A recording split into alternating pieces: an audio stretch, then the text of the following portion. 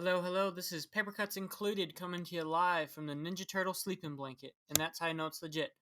Today we're going to be looking at Ronin number 3 on our third installment of Miller Friday.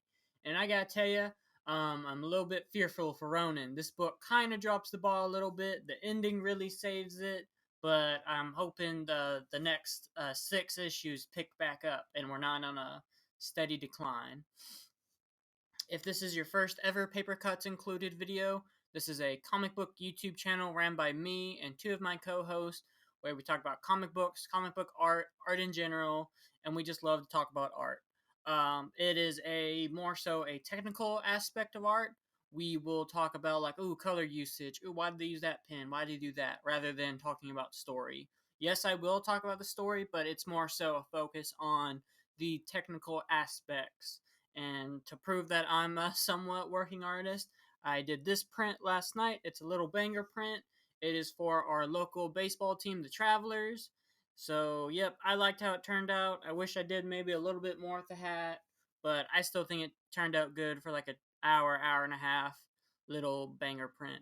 If you want to see more of my artwork, my links will be in the description below, along with my TeePublic page, where you can look at stickers, t-shirts, mugs, etc. But no, let's get looking at Ronin Book 3. And like we do every time, is the cover successful? And what I mean by that is, if a newbie walked into a comic book store, would they pick it up? Because you gotta sell the books. You gotta keep the lights on. Gotta put a cheeseburger in your belly. So if I was walking to a comic book store, would I pick this up? I would for sure pick this up. This is probably, I'd say, I don't know which covers better, issue one or this. Like issue one's so iconic, but this one, it's amazing how it looks. I'd give it a 9 out of 10, whereas maybe issue one's a 10 out of 10. But most of that's maybe just because of how nostalgic reading that first issue was and how iconic it is. But this is an awesome cover too, and I think a lot of people would pick it up. You know. Before I kind of talk about it, there's going to be some depictions, some words used in this book that I won't say or kind of talk about. They are, offensive, and I don't want to. Just letting you know, this is the warning that some people might get triggered from this. So you have been warned, and But let's break her open. So we start with this interesting first page. Reading this, I had to read it a couple times. Like, is this a past scene? Like, because the Ronin is in the future now. So why is there a random horse? And he's in like traditional samurai garb. You know, or Japanese garb. I shouldn't say samurai. But what is this a past scene? What's he doing? What are these? Is this a really past scene? Are these cavemen? What's going on? And then we cut back to the, I guess the present day, or spoiler alert, this is Central Park. And we're coming back to the Aquarius Center as Casey is detailing what happened to all her men. In the last issue, the Ronin gets cornered by her security force, and he cuts them all down. So we're learning what happened, and we're getting little hints of some of his abilities. He cuts down 2 of them precisely. A third one gets him cornered, and then just a gun explodes. So I'm sure Miller had to read Akira. Like this, some of this stuff's too Akira-like to not. But amazing, 4 strips of artwork. Like this is probably one of my favorite parts in this book. Is this 2-page spread? It looks so good, and like we've talked about the silhouette test where you black out your character. There it is right there, and it works. Like those little arm pieces, arm armor, really adds to that character silhouette, and it's amazing. Like Frank Miller doesn't need to be told to pat himself on the back, but like panels like that are stunning and amazing, and he's doing that with no colors really, black, white, and gray. So don't be intimidated by color. It works really good. I love these 2 pages, and just a very interesting composition. Like they're watching this on or maybe these are photos, not a video. So just think out the box when you're coming up with stuff. What can you do to make your book more interesting? Because I'll remember this and I'll try to do it. And I feel like that means that Miller succeeded in his art if someone wants to do it. I feel like a comic book can be successful in 2 different ways. A, if you want to, if you read a book, like every time I read a Darrow book, I just want to go out and draw, and I feel like that's a success. And if the story you remember, you know, like I couldn't tell you what Dinosaurs for Hire stories are. I love them, but I couldn't tell you what they are. So maybe that's not successful, but I'll always be able to tell you what Akira's story is. So now we flip back, and is this the one? Yep, this is the one where you realize it's in present day because he's got the scar over his eye, which he got after he fought the demon. You know, but no, another interesting 2 page, almost 2 page spread. Silent, him taming this horse. I really, think it's very interesting that he did it. Like they're, showing his like he's still a stranger in a strange land, the Ronin is, but yet he's using his history, his culture to, you know, I guess get by a little bit easier. He's found a horse and he's tamed it. And I like that. I'm glad they're not just showing him walking for this entire issue. You know, this is an interesting 3 page or 3 panels. That could have just been 1 panel, but he cut it. But it makes it look more dynamic. So think about just doing stuff like that. And really interesting color palette. Like these are so earthy tones, which it's probably supposed to represent the almost salt of the earth of the Ronin. He's a man at a time. There's no bright colors like in the Aquarius Center, which is the future. It's him in Central Park, or I think it's Central Park. And of course, it's just going to be trees and greenery and that. But it's not green like the Aquarius. It's these earthy tones. I think it really sells it.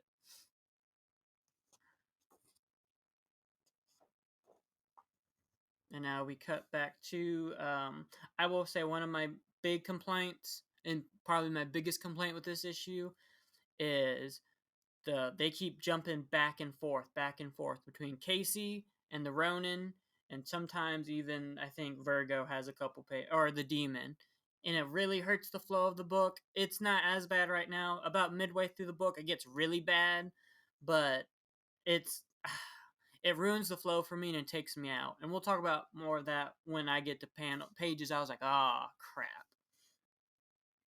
But no, they're trying to explain like how can he blow up a random gun? And the Ronin, if you haven't seen the first video, go see it. I'll probably put both those videos links in the description.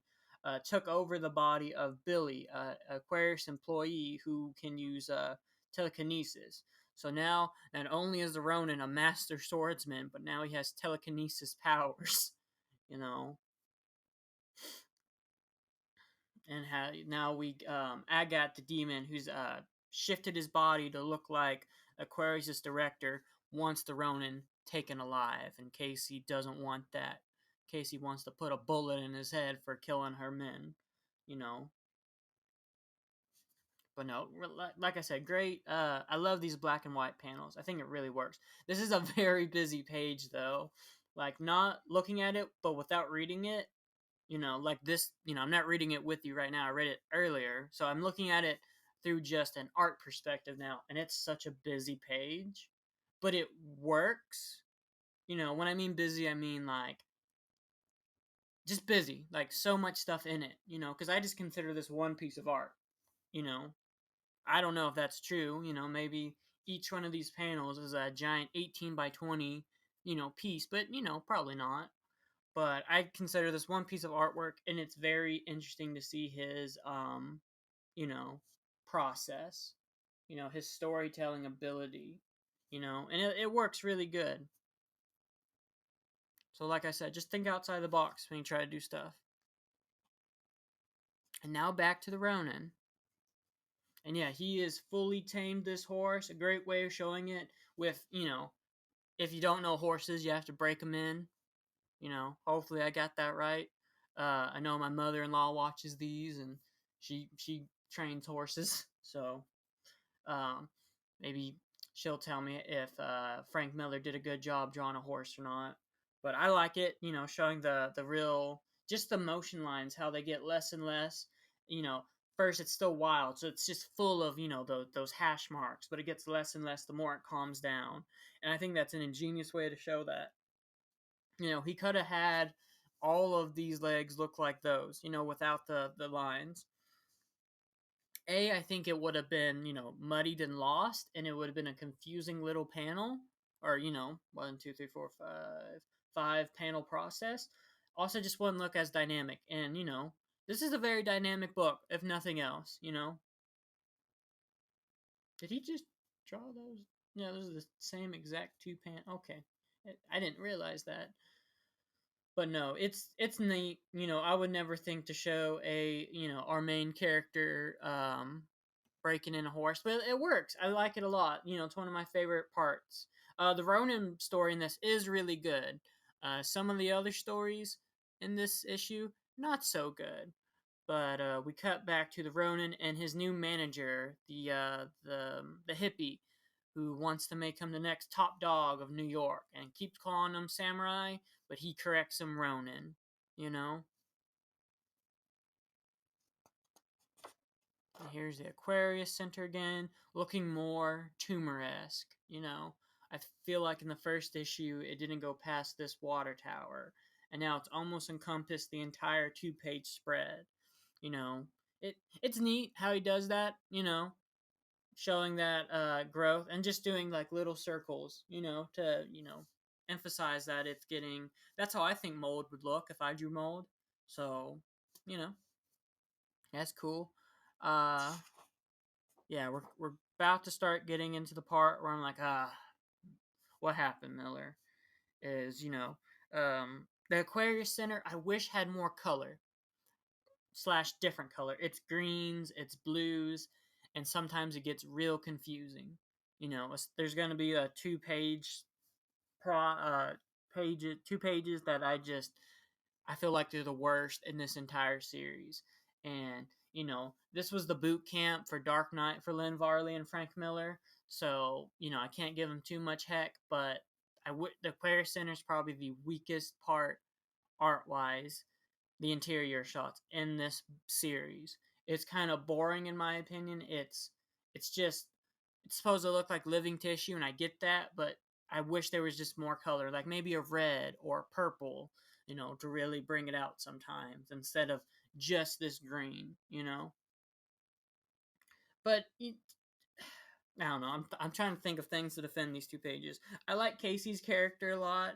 I think she's drawn really well. He is getting into that talking heads territory. Where I mean by that is, it's just talking heads, especially since she's talking to herself essentially, because Virgo's a computer who you don't see.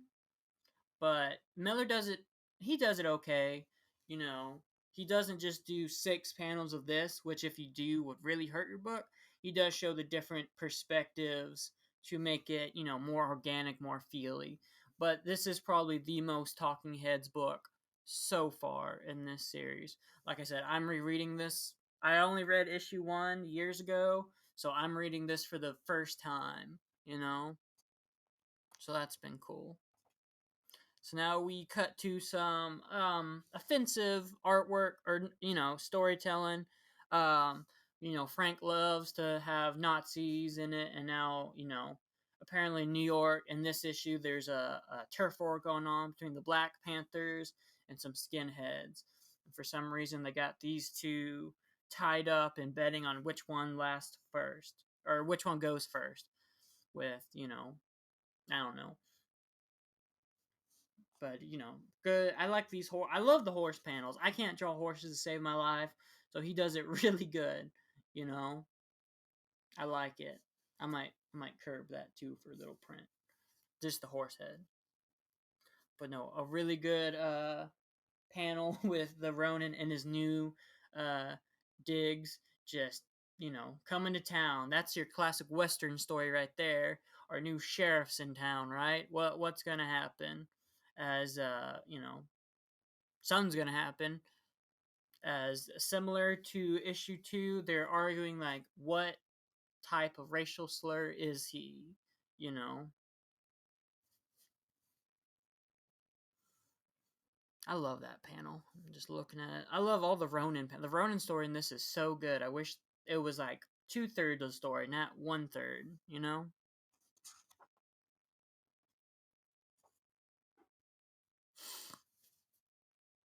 But no, yeah, we're just looking at it more. Just good artwork, good figure drawing. It's probably I feel like this is the only issue in daytime so far, and the color theory is a lot different in a good way. A lot more earthy tones, and I like that. I wish there was more of that, and not that weird sciencey color that they've been trying to do. You know, it works, but I like this color palette of Varley a little bit more. Or yeah, a little bit more than any of the other colors so far in it.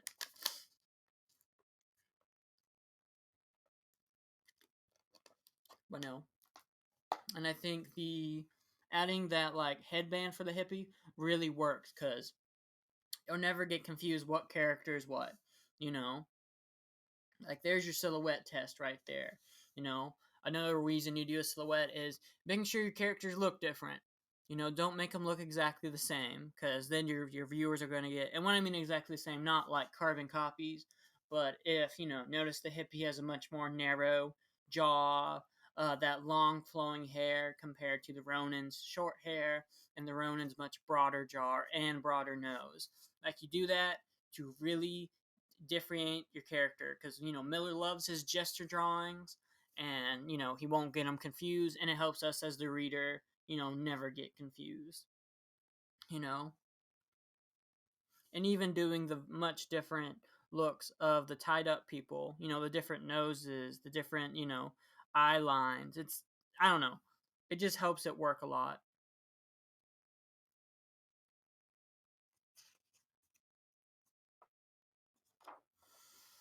And how we cut back to Casey.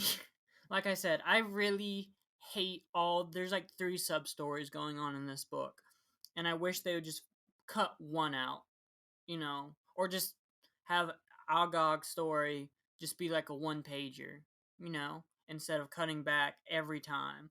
It really takes the flow out of the book. I think that's what really hurt this book in my opinion, but it's still good. We're meeting or I guess I forgot to say. So in the 2 pages where we were looking at Casey and talking to Virgo, she's realizing that, or not realizing, she might have some feelings for the Ronin, or Billy had feelings for her, and so she might have feelings for him. And you're thinking, oh, I see where this is going. She's going to be the main love interest then. And turns out she has a husband in the very next panel. You know, but her and her husband aren't the world's greatest lovers. They're kind of, he looks very square. I feel like that's the best way to describe him. And she's, head of security. So they clash in a way that they don't look like they love each other, in my opinion. My bet, if I'm betting, is he gets killed by the demon and she just falls in love with the Ronin, Or he turns out to be evil or something. I don't know. But talking heads a little bit. Like the Casey stories are great, but it's the most talking heads we get. Like all the Aquarius stuff is talking heads, and it makes me just want to go back to the Ronin a lot more. Like I feel like this is worse, or just leans more towards talking heads than the um this, because of just the abundance of similar shots, right? And some readers aren't gonna like that.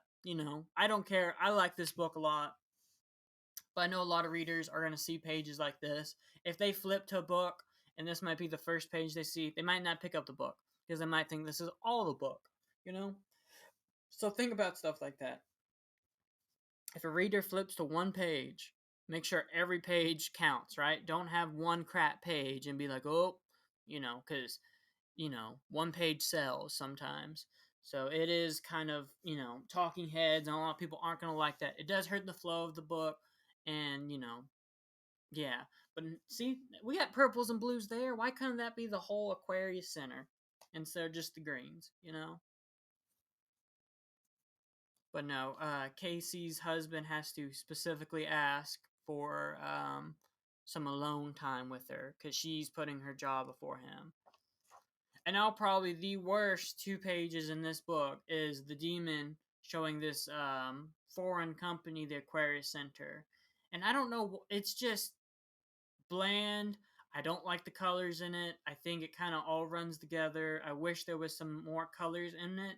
And this is like the part of the book where I was like, oh, this isn't as good as the other 2 issues.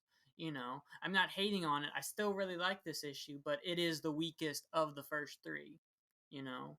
And I think if they just added maybe some purples along that column or, some reds over there, it would make the book stand out a lot better, you know? And it's just this book is so much talking, which that's not an issue. I just really want to get back to the Ronin. I feel like that's gonna be a lot of people's complaint is they don't really care about the science aspects. We want to see what the heck of Ronin's gonna do in 21st century dystopian New York, you know? And I feel like if you're having that complaint, it does hurt the book. Like, I don't know, maybe I'm just on a soapbox, but storytelling wise, why are you taking the spotlight away from your star? The book is called Ronin, and yet, you know, we have to fight to get Ronin, But no, not a whole lot to say with these 2 pages. Like I said, I wish there was more color, and just I don't know, just color I think kills the Aquarius Center. I wish it just had some reds, some purples, some warmer tones to just break it up a little bit. I hate just all this green. But now we're back to Ronin. Now we're getting to like one of the ending's gonna save it. Where to be top dog, he's got to start some drama. So he goes in, fights the biggest mofo there. But before that, let's look at the art.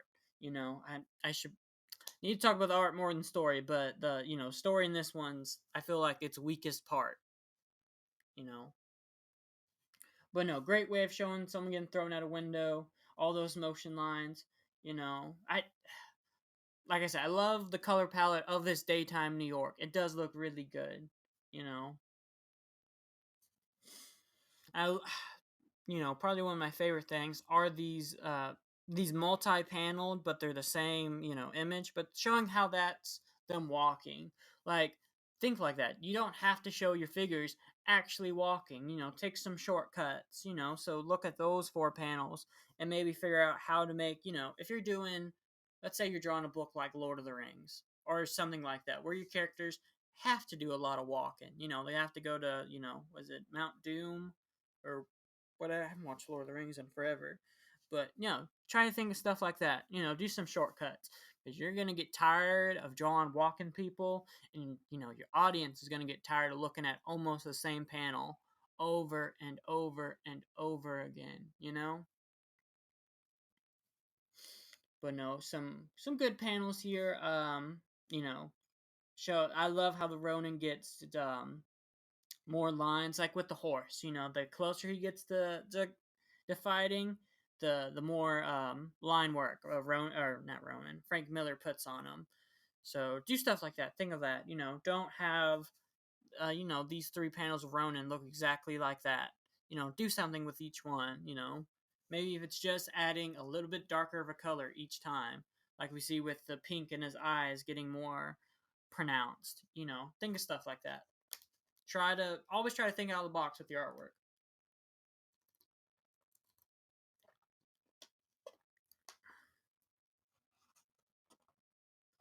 Oh, I forgot how good these pages are. Like the Ronin story in this is so good, and I wish they would have stuck with it.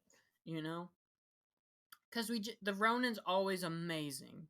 His stories so far, And I think that's what a lot of people wanted to read this book for, is a Ronin, not, 21st century dystopian New York. That's cool. It's a lot better this go around than it was when I stuck my nose at it. But, the Ronin's your best part. He's your spotlight, so let's show him off. Miller showing his chops, these giant fight scenes, with these panels are so good. All those motion lines, the odd color, like making the sword look green, those reds, it really goes against the yellows of I think his name's Snakes. Snakes is panel work, it works really good. And then you have this just whited out page or whited out part that works really good, showing the motion lines, you know like having the hands shoot off like rockets with motion lines going back, having the Ronin sword, have a motion line at the hands. It does, as a reader, it does make directional lines. You're going to his hands first and then traveling to the Ronin. And it works really good. I do hate how it's, printed. You do lose a little bit of that detail, but I'm sure that's not on Miller, that's on the printer, or how you format comic books, but really good. Probably one of the two best page spreads in this book. And so, we're getting very subtle, just emotional work. The hippie's like, "You did it, you're the star." Like, the hippie's interesting. In the first issue, or his first appearance, he's very, "Oh, I'm anti-violence, I please don't beat me up." And he's in this entire issue orchestrating violence. Like, not even subtle violence, like assassinations. Like, he orchestrated, because the Ronin doesn't know any better, to fight this snake and cut off his arms. It's I don't know. I think that's, sometimes the best way to do a character is make them portray what you think they believe in. So having the hippie be, full on, you know, technically he's responsible for this. Ronin Mai did it, but he set it up. So, think about stuff like that with character work. Is what can you do to make your characters interesting? Because I'll remember the hippie now.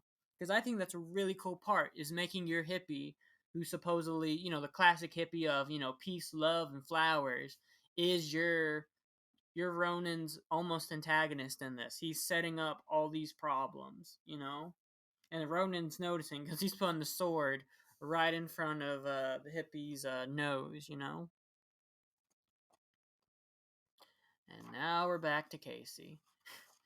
I don't know if some of you can tell, I don't like when we flip back. I like Casey's story. I just want to go do the Ronin full time. You know, it's just a lot of talking heads, I think. I will say the art's pretty interesting in this, though, doing all that line work to kind of show they're in the dark. I think that looks really good. And just the hatching and, portraying that Casey and her husband aren't close, and having, the actual, difference between the two, with even, I wish maybe even this panel didn't exist and it just added another blank panel, and having the two different colors, right? Like Casey's all in green and he's almost all in brown with that line work around him, and she's just in solid color, And I don't know why, it just works really good in my opinion, and it's very very cool. Miller busting out some of his art chops more, but like I said, Casey's story probably does tank this book a little bit. And now we're back to the Ronin, thankfully. But reading this, all these flipbacks did like F up my flow. And it had me going in and out of the book, like, this and, that may, you know, pass through these Casey parts so I can get to the Ronin again. So, I feel like that's a negative, is when, you don't want to read it. You just want to get to certain parts. And of course I read it, but I just want to go back to the Ronin. Like I said, he's the coolest part of this book, in my opinion. You know? So the hippie and the Ronin meet with the top dog of these skinheads, and he wants them to plan out an assassination on the leaders of the Black Panthers, whose name is Silk. And the Ronin doesn't understand anything, or maybe he does, and he's just playing ignorant. but the hippies saying, "Yep, yep, we'll do it completely." So again, the hippie being your almost antagonist of it, betraying his thought ideals, and using the Ronin as a tool of conflict. I love this panel, showing that the Ronin's in the dark. Like, I love these color tones a lot. Lynn Varley did a really good job, right there. I don't know. That's my favorite panel from this 2 pages, right? And like this, like you might wonder why that the Ronin has this random light spot. It's because he's opening the door. Was it, I think his name's Jaeger. I hope that's how you pronounce it. Jaeger's opening the door, so you do get that light in it, you know.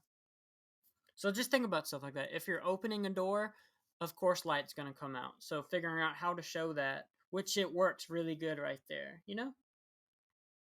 and just other good color usages, making the sword green, where I believe she did that because the Ronin also looks green and the sword is a part of him, you know, that's his life. It's almost like the lightsabers in Star Wars with Obi-Wan being like, this is your life, guard it, you know, and I feel like that's part of it is of him, and now we're cutting back also to our captives, and something's going on. Something's touching his leg, and we heard in their first appearance that they're not going to last long, so we don't know what's going on. I think it's real interesting that they're making composition wise, the top two and the bottom two are those captives. So just think of stuff like that. It frames these panels, and I think that helps keep it fluid, keep it unique. So just think about stuff like that in your own art, is how to do stuff like that. I think it really works, and I like that. I like it when artists can find a way to frame stuff, you know. Like, it's a very powerful 2 pages, very successful, and we won't see these characters for long. Something's happening. We're getting some more frames there, having them, with the Ronin getting the maybe finally picking up what's going on, or maybe realizing that the hippie ain't really his friend, you know. But something's going on, which a great lead up to next issue. We're nowhere near done this issue yet, but yet we're getting that you know, that lead up of what the heck is going on. Why are there, one, two, three, four hands reaching up to you know, get this guy? Our silent white guy starts crying out of nowhere. They're horrified. So that's what's gonna happen. And then really good what the hell is that, like, I hope we get an answer to that, and we will. We will in this issue, but definitely next issue we'll get to see what it looks like. And this is an amazing page. All the different uses of colors, like I said, the little hints of red, the blues, the earth tones, really help build it. And like, I wish the Aquarius Center had that. Because with those little reds, I think it really adds to it. And I think the Aquarius Center could really help with those reds. Even these panels look better next to it because you go from red to green and it makes it better. Or not better, but it just helps balance the colors out. Your color theory is something everyone needs to study. It is a mofo, you know. But no, and the Ronin starts getting a headache, and I also wonder if that's another Kira-esque reference, with Tetsuo's headaches. But yeah, no. I just had a brain fart. But no, we're going to get our big conflict of this book. There's been some conflicts, but we're about to get a real big one. Casey's coming, and she was told to take him alive, but he's got her magnum on her because she's taking no prisoners. And the Ronin are walking, and those captives are gone. They're nowhere to be found, and Ronin's noticing that as they're cornered by another job opportunity. Oh, I forgot it. Switches again. See, like, I can be so excited talking about it, and then it just fucking, or it really hits the brakes to the story. And I think it really hurts it. Like you're gassed up, you're like, oh, what's Ronin gonna do? What's he gonna do? Is Casey gonna get him? And now we're back to just a random, Agag, telling Peter that it's a, yeah, we're a military place now. We're gonna make weapons. And I feel like you didn't need that in this issue, or just had that at the beginning, not when we're expecting to, we're all psyched. Like, what's the Ronin gonna do? How's this gonna work? You know, Rawr. And now we're almost there. They're meeting with the Black Panthers uh, gang, which or not gang, but group. You know, led by Silk, who's in this awesome Superman outfit. And I wonder if Silk was a proto Superman in Dark Knight, because similar bodies. He draws Superman real stocky.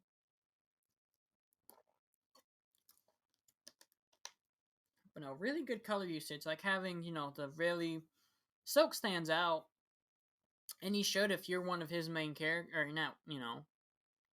If Silk's a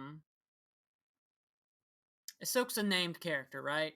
I think it's important to have him stand out, and having those blues and reds against the Ronins, or pinks and gray or pinks and browns really works. And now we're at the final conflict. Casey and her group have found him, and she ain't taking prisoners. She's already fired, and she got close. He cut off his top knot with a bullet, and he returned fire with his bow and arrow into her gun. So there went that already, and we get the some of the best artwork or probably the best is the conflict, right? Like this is an amazing image right there. Him riding on this now giant looking horse, ready to take out these people are trying to kill him, or take him alive, but she wants to kill him, and just he ain't taking prisoners. He's shooting to kill. He's firing that arrow against all these futuristic security and taking them. But now it's their turn, and they got all these tasers. Just great use of color, right? Like his the blue and green shapes and symbols on his clothing. I don't want to say a wrong thing, so I'm just gonna call it clothing. Really like stands out on this red background. The white horse stands out so good. That's probably why it's a white horse.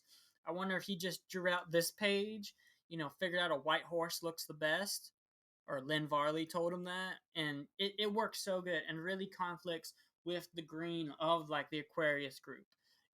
Like I said, the blues and reds work so good at balancing out the Aquarius just artwork, or the Aquarius color theory.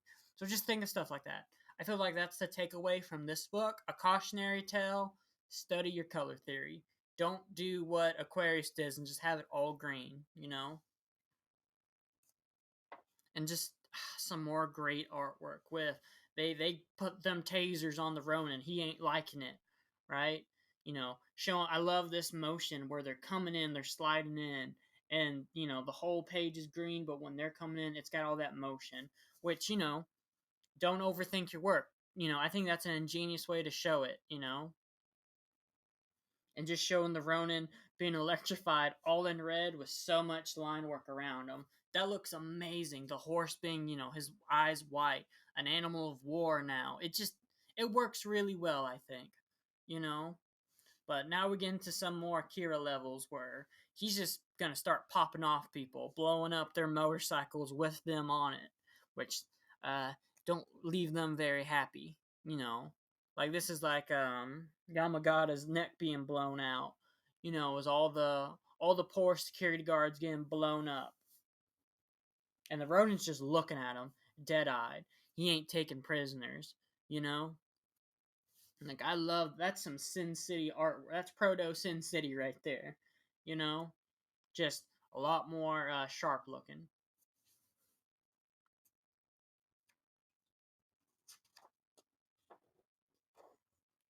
And she falls off, and it looks like they're about to kill her. or she's about to kill him. Because turns out he has a limit with this you know telekinesis abilities, which is important part of this setup now because we got 3 more issues of this, and we don't want thinking that he's a an impossible warrior, that he's a one-man army. Like, we showed him beaten in the first one. We showed that he can die in the first issue, and now we're showing he has limits. Like, the Ronin is a very well done, grounded character because for every high he has, there is a low and then back to high. Like, it's the Ronin's a really well drawn, thought out character in my opinion because he's a great character. We show him getting beat up and bloodied and lost. Like here, like he's without what's about to happen, he would have died. And I think that really adds to the character is he can be beat. He's not like a Superman where he's gonna, snort some kryptonite or something and be the world's most strongest, lift 3 suns or something. But the gang who's been there the whole time knock her out, and he's telling her he's saying her name. One of the few times he speaks and he can say her name. You know, I love these 2 panels right here. All that awesome color use. The reds, the blues, the greens, the yellows. Lynn Varley's an amazing colorist. She has an amazing color theory. So study Ronin for colors. Like I said, there are some stuff, but maybe that's good to see some stuff that doesn't work and see stuff that really works really well. So look at Ronin for some colors. Look at Ronin for some amazing line work and stuff like that. And now we get some really cool, like he's in a daze. I love how they show that by using this brush stroke ability. Like, I think that really sells that he is dazed. Like, it's a brush effect, so of course he's confused. And what's he gonna do when he's confused? Well, he's cutting up all them, the people he was hired to kill. Why not just kill both of them, right? Both the gang leaders.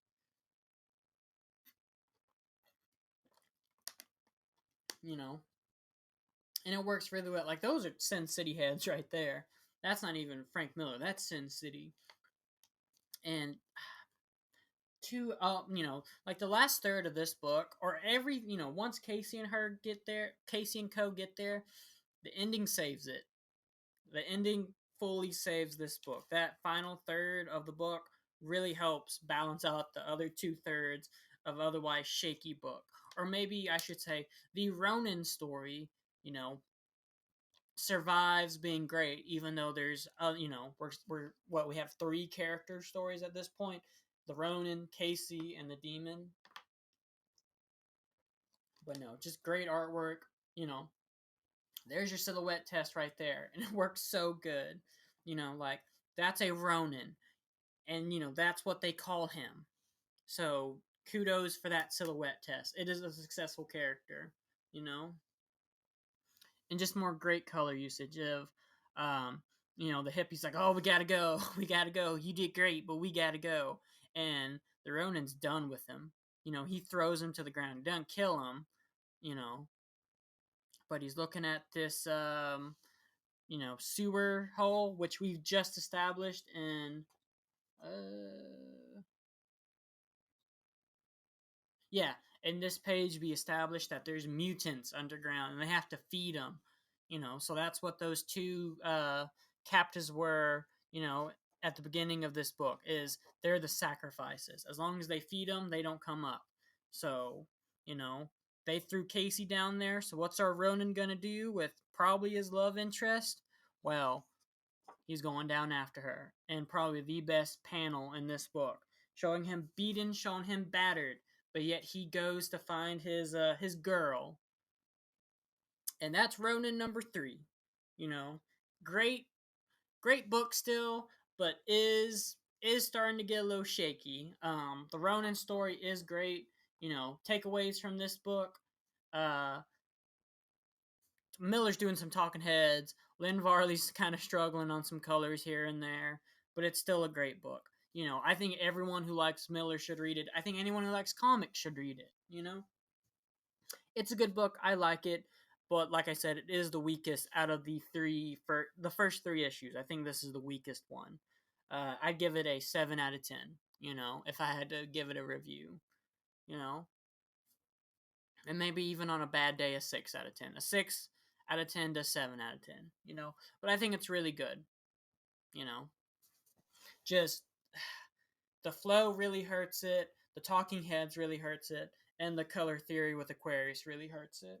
If the Ronin story wasn't as good, I would say it's just flat out the worst book of the first three, rather than the weakest. You know, it's different to say it's weak versus it's worst. You know, but no, this is, you know, if you've made it to the end of this video, thank you. If you found something you liked, like, comment, subscribe. It really helps us out on the channel. We are at 31 subscribers right now, and our summer goal is 40. So we're really getting close to hitting that. You know, if there's something you like, comment down below. If this is your favorite Ronin book and I just crapped on it, let me know. If there's something I can do better, let me know too. I am, you know, growing with this with you guys. But it's been fun. So this has been the third installment of Miller Friday. Uh, yeah, Miller Friday. You know, we're at the halfway mark of Ronin, so I can't wait to see how the final half acts. You know, can't wait to see what them sewers look like. You know, turtle style maybe. Well, I guess I'll send you on some marching orders, and I'm out of here.